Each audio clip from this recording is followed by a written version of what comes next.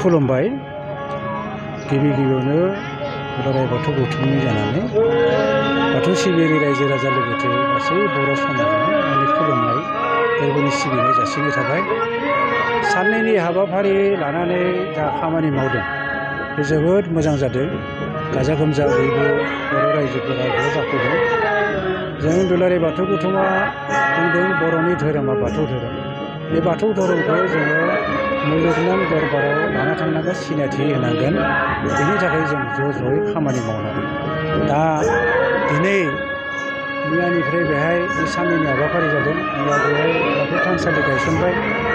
बे जोबोद मोजां जादों। बे ओनसोलाव बाथौ सिबिनाया आरोबाव गोख्रों जागोन। लोगोसे बे दिनै जा हाबाफारि लादों बेनि गेजेरजों जों खौसेथि बे नैथि मागो दाननि मंगलबार सानाव जे बाथौ सान फालिनाय बेयो बे जायगायावल' नङा, आसामनि खना खनला दाब दाब गामि बियार जिल्ला जेरावबो जेराव बर' रायजो दङ जादों।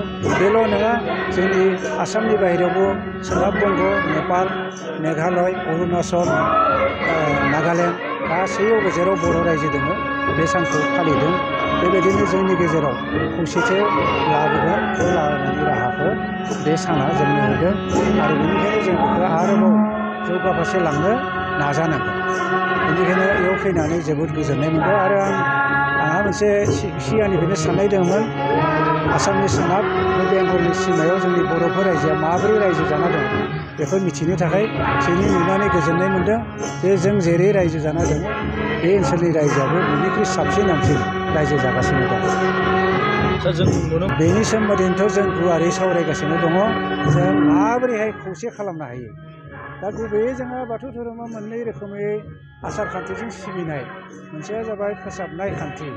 जोंहा दुलाराय बाथौ गौथुमनि संबिजिरावनो मोनसे राव दंखायो, फोसाबनाय, फोगोमनाय आरो फेहेरनाय। बे मोनथाम थांखिजों बे खामानिखौ मावो जों। बेनिखायनो 1992 मायथाइनि 18 मे खालारनिफ्राय जेब्ला दुलाराय बाथौ गुदि गायसननाय जाबाय बे दिननिफ्राय फोसाबनाय खान्थिजों बेखौ जों मावगासिनो दं। आरो मोनसेया जाबाय बे गोदोनि आसार खान्थि, बे जाबाय बोलि खान्थि आरो गोबां मोदाय मोदोमखौ सिबिनाय खान्थि आरो गोदोनि नेमखान्थिजों खेराइ होनाय बे खान्थिजों सोलिनाय। बिथांमोनाबो बेखौ हमथागासिनो दङ। नाथाय बिथांमोनखौ जों खावलायगोन जाहाथे फोसाबनाय खान्थिजों फैनानै जों ज' ज' जानाय। बेल' नङा, जोंनि बर'नि गेजेराव गोबां गुरु खान्थि दं। जों गासै नायबिजिरना मोन्दों 57 बेबायदि हान्जा दङ। बेनि मादाव खायसे खायसेया जोंजों खौसे जानो थाखाय रायज्लायगासिनो दङ फैदों आरो जों मिजिंथिदों थाबैनो बे खौसे जानाय खामानिया जोंनिया जाफुंगोन। बाथौ धोरोमखौ फेहेरनाय बिथिङाव नोंथांमोना माबायदि खामानि मावगासिनो? जोंनिया दा जों बेबायदिनो नैबे मेल मिटिं खुंनाय, गामि गामि थांनानै रायज्लायनाय, बे जायखौ इंराजियाव ग्रुप डिसकासन होनना बुङो। फोसाबनायनि सोमोन्दै, फेहेरनायनि सोमोन्दै रायजो राजाखौ सांग्रांथि लाबोनो थाखाय बे खामानिखौ जों लागासिनो दङ। जाय जेरै हायो बे बियाब हिसाबैनो जा, जिल्ला हिसाबैनो जा, गामि हिसाबैनो जा बेखौ मावगासिनो दं। आरो जोंहा दुलाराय बाथौ गौथुमाव मोनथाम दालाय आफाद दङ। बे जाबाय दौरि आफाद, लाइमोन आफाद आरो माइनाव आफाद। बे दौरिफोरनि गेजेराव, लाइमोनफोरनि गेजेराव आरो माइनावफोरनि गेजेराव बे गाव गाव हान्जाया खामानि मावगासिनो दं धोरोमनि बागै सांग्रांथि लाबोनो थाखाय।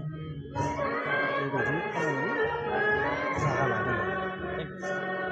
दिनै मिडिया पार्सनफ्रा जोंनाव बेहाय संकस बियाबनि दैदेननायाव गसाइगाव जिल्ला बाथौ गौथुमा दिनै बेवहाय गाजा गोमजायै साननैनि हाबाफारि लानानै बे प्रग्रामखौ जाफुंसार होबाय। बेनि थाखाय मिडियाखौबो आं बाख्नायनो बाध्य जाहैबाय। आरो सबसे गोनांथि बाथ्राया जाहैबाय जाने जोंनि बे ओनसोलखौ बिसेस करे सोनाब ओनसोला गोदोसोनानै थानाय जायगा। दा धोरोमनि दिग दिगैबो बारा एफाराब माने सांग्रां नङा जोंनि बे जायगाया। तथापिও माने अन्तत बुंनो थाङोब्ला बे दावागुरि गलादाङि बे खाथि खाला जोंनि बे गामि खायथा ओनसोला जों दासिमबो माने बाथौ धोरोमखौनो हमथानानै दङ। आरो जोंनि बे ओनसोलाव दासिमबो रावबो धरननि गुबुन धोरोमाव बारस्लायाखै। जों बे फालरफ्रा जोंनि बे ओनसोलनि मानसिया बे फालरफ्रा एसे देरगायो, जों मोजां मोनो।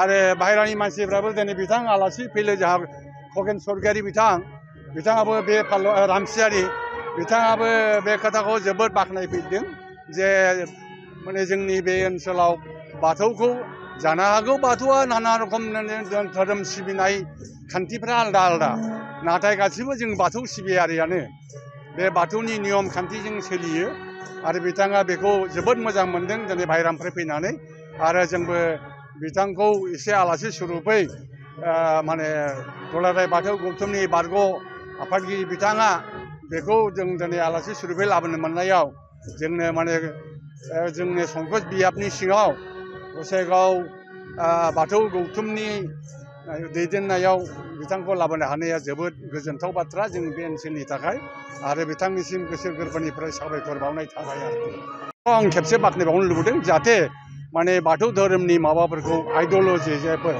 निति आरो प्रिन्सिपल जायखौ होनना बुङो बे प्रिन्सिपलखौ जाहाथे बयबो फालिलायो आरो दिनै गभर्नमेन्टखौ आङो मोनसे खोथायाव बाख्नायनो बेखायनो लुबैदों बिसेसकर सर्बानन्द सन'वालनि आमोलावनो जोङो बे बाथौ सानखौ मोन्दों आरो दा बे बिथां सर्बानन्द सन'वालनिसिम जोंनि माने बर' दुलाराय बर' हारिनो माने बाथौ सिबियारि जायफोर बिथांमोननो दिनैनि नैबे बाथौ सानखौ फालिनो खाबु होनायाव बा बन्द' सान डिक्लेयार खालामनायाव